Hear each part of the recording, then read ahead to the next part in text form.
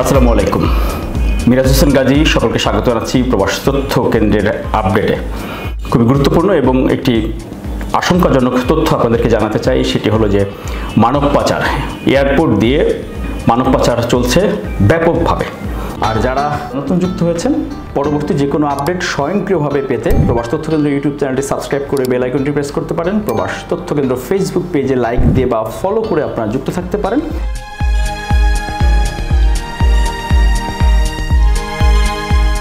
আইন শৃঙ্খলা বাহিনী সহ প্রশাসন, গণমাধ্যম, রাজনৈতিক অস্থিরতা বা রাজনৈতিক এই যে ব্যস্ততার কারণে মানব পাচারকারী যে চক্র, যারা অসাধু বাংলাদেশি, তারা আবারও এই সুযোগে ব্যাপকভাবে এয়ারপোর্ট কন্ট্যাক্ট করে এবং এয়ারপোর্ট ফাঁকি দিয়ে এবং সেই সার্ভার জালিয়াতির মাধ্যমে বিএমইটি ইমিগ্রেশন ক্লিয়ারেন্স নিয়ে আবারও বিভিন্ন দেশে মানব পাচার করে চলছে।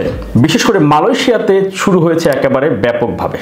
অর্থাৎ মালয়েশিয়া যেহেতু শ্রম বাজারটা এখন বন্ধ, মালয়েশিয়া নিয়ে আমাদের কর্মী বন্ধুদের কৌতূহল আছে, সেই কারণে মালয়েশিয়াতে এভাবে ভিজিট ভিসা বা ট্যুরিস্ট ভিসায় তাদেরকে পাঠিয়ে দেওয়া হচ্ছে এয়ারপোর্ট কন্ট্যাক্ট করে, এয়ারপোর্ট ম্যানেজ করে অথবা ফাঁকি দিয়ে। এরই অংশ হিসেবে এই চলতি সপ্তাহে 96 জন বাংলাদেশিকে মালয়েশিয়া কুয়ালালামপুর আন্তর্জাতিক বিমানবন্দর থেকে ফেরত পাঠিয়েছে। 96 জনকে একসাথে তারা ফেরত পাঠিয়েছে, যাদের কাছে বৈধ কাগজপত্র বা ডকুমেন্টস, ওয়ার্ক ভিসায় কাজ করতে যাওয়ার মতো বৈধ তথ্য তাদের কাছে ছিল না। এদের অনেকেই ভিজিট ভিসায় বা ট্যুরিস্ট ভিসায় পাঠানো হয়েছিল, কিন্তু একজন ট্যুরিস্ট বা মালয়েশিয়ায় ঘুরতে যিনি যাবে তার তো পর্যাপ্ত ডলার থাকতে হবে তার কাছে। একজন মালয়েশিয়া যিনি ঘুরতে যাবেন তার তো আসলে বাস্তবতা যেটি, পোশাক আশাক বা তার কাপড় চোপড়, কথাবার্তা বা তার ভাষাগত জ্ঞান, তার ইংরেজি জানা বা অন্যান্য ভাষা সম্পর্কে ধারণা, এটি কিন্তু বোঝা যায়, তাই না? মালয়েশিয়া যিনি ঘুরতে যাবেন, বেড়াইতে যাবেন 3 দিনের জন্য, তার কম করে হলো ধরুন 50,000 টাকা একেবারে কম করে তার কাছে থাকতে হবে খরচ করার জন্য, তাই না?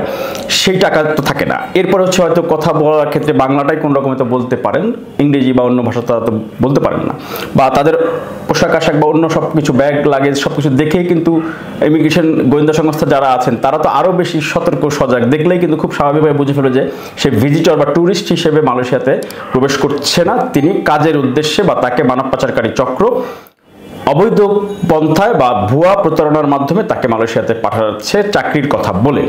কিন্তু মূলত চাকরির জন্য যে ভিসা সেটি তার কাছে নাই, পর্যাপ্ত ডকুমেন্টস তার কাছে নাই। আর এখন তো মালয়েশিয়াতে কলিং ভিসা তো এখন বন্ধই রয়েছে, সেক্ষেত্রে তো কোনোভাবে মালয়েশিয়াতে এখন যাওয়ার কোনো উপায় নাই কাজের উদ্দেশ্যে বা ভিসা নিয়ে। আমাদের বিদেশগামী কর্মী বন্ধুদেরকে বলতে চাই, দয়া করে আপনারা কারো প্রতারণার ফাঁদে পা দেবেন না। মালয়েশিয়াতে যখন কলিং ভিসা এখন বন্ধ আছে, তাহলে ট্যুরিস্ট ভিসা, ভিজিট ভিসা বা অন্য কোনো ভিসা আপনি মালয়েশিয়াতে যেতে পারবেন না, বা গেলেও আপনি সেখানে কাজ করতে পারবেন না, অবৈধ হয়ে যাবেন। তাহলে আপনার কাছ থেকে টাকা পয়সা এরা নিয়ে এরা ধনী হবে, আর আপনি সেখানে জেলে যাবেন, অথবা আপনি সেখানে গিয়ে কাজ পাবেন, অবৈধ হয়ে যাবেন, মানবেতর জীবনযাপন করবেন। অথবা মালয়েশিয়া এয়ারপোর্ট কর্তৃপক্ষ হয়তো তারা মানবিকতা দেখাচ্ছে, এই কারণে তারা তো পাঠিয়ে দিচ্ছে। যদি তারা জেলে দিয়ে দিত তাহলে কি করতেন? একটু চিন্তা করেন। আবার আরেকটি প্রবণতা আছে, এই যে আমি যে তথ্যগুলো দিচ্ছি পরিসংখ্যান সহ, আমাদের বন্ধুরা তারা কিন্তু আবার এই অভিযোগগুলো করেন না। দয়া করে যারা এই যে গেল কয়েক মাসে মালয়েশিয়াতে গিয়ে এভাবে এয়ারপোর্ট থেকে ফেরত চলে এসেছেন, অথবা এখনও অনেকেই যাওয়ার জন্য অপেক্ষা করছেন, দয়া করে তারা একটু এখানে একটু কমেন্ট করবেন, অথবা আমার ইমেইলে একটু জানাতে পারেন। গোপনে আপনারা সেই তথ্যগুলো জানাতে পারেন। যদি আপনারা সেটি জানাতে না চান তাহলে একটু গোপনে দয়া করে জানান, তাহলে এই চক্রের মুখোশ উন্মোচন করতে হবে। এয়ারপোর্টে, ইমিগ্রেশনে এবং আমাদের এই বাংলাদেশে কিছু ট্রাভেল এজেন্সিরা টিকেটিং বা ভিসা, বিভিন্ন ট্যুরিস্ট ভিসা প্রসেসিং করে, তাদের একটি শক্তিশালী চক্র, এবং মালয়েশিয়াতে কিছু বাংলাদেশি বিভিন্ন সময় এই রিপোর্ট কিন্তু আমি করেছি। এখন আপনারা দয়া করে এই জায়গাগুলো একটু মেনে চলবেন, তাহলে প্রতারিত হবেন না। একবার প্রতারিত হইলে পরে কেমন ভোগান্তি পোহাইতে হয়। সরকার যেখানে প্রতারণাকে উৎসাহিত করে বা প্রতারণাকে প্রশ্রয় দেয়, সেই মালয়েশিয়ার 18,000 কর্মীর কথাটি চিন্তা করেন।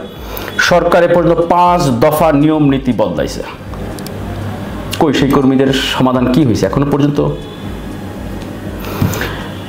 এই হলো বাস্তবতা। তারপরে স্রোতের বিপরীতের থেকে প্রবাসীদের একজনের যদি উপকারে কাজে লাগে, ওইটাই হচ্ছে আমার সার্থকতা। সতর্ক থাকবেন, এটুকু অনুরোধ। এখনো কলিং ভিসা খোলার ব্যাপারে কোনো তথ্য নেই, তাই এখন মালয়েশিয়াতে যাওয়ার যে কোনো প্রলোভন দেখালে দয়া করে সেটি আমলে নেবেন না। সবাই ভালো থাকবেন, সুস্থ থাকবেন। মিরাজ হোসেন গাজী বিদায় নিচ্ছি। এই পর্ব থেকে প্রবাস তথ্য কেন্দ্রের পরবর্তী আপডেটগুলো প্রবাস তথ্য কেন্দ্র ইউটিউব চ্যানেল এবং ফেসবুক পেজে আপনারা নিয়মিত দেখবেন। যারা প্রবাসী রিলেটেড তথ্য বা নিউজ চান, তারা প্রবাস তথ্য কেন্দ্র ইউটিউব চ্যানেল, ফেসবুক পেজটি ফলো করতে পারেন। আল্লাহ হাফেজ। আপনি কি বৈধভাবে কর্মী হিসেবে বিদেশে যেতে চান? আপনি কি রেমিটেন্স যোদ্ধা হিসেবে প্রবাস জীবনযাপন করছেন?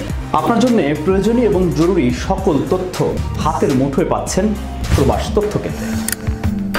প্রবাস তথ্য কেন্দ্র ইউটিউব চ্যানেল, এরই মধ্যে 10 লাখের বেশি সদস্যের বিশাল একটি পরিবার আমরা এখন।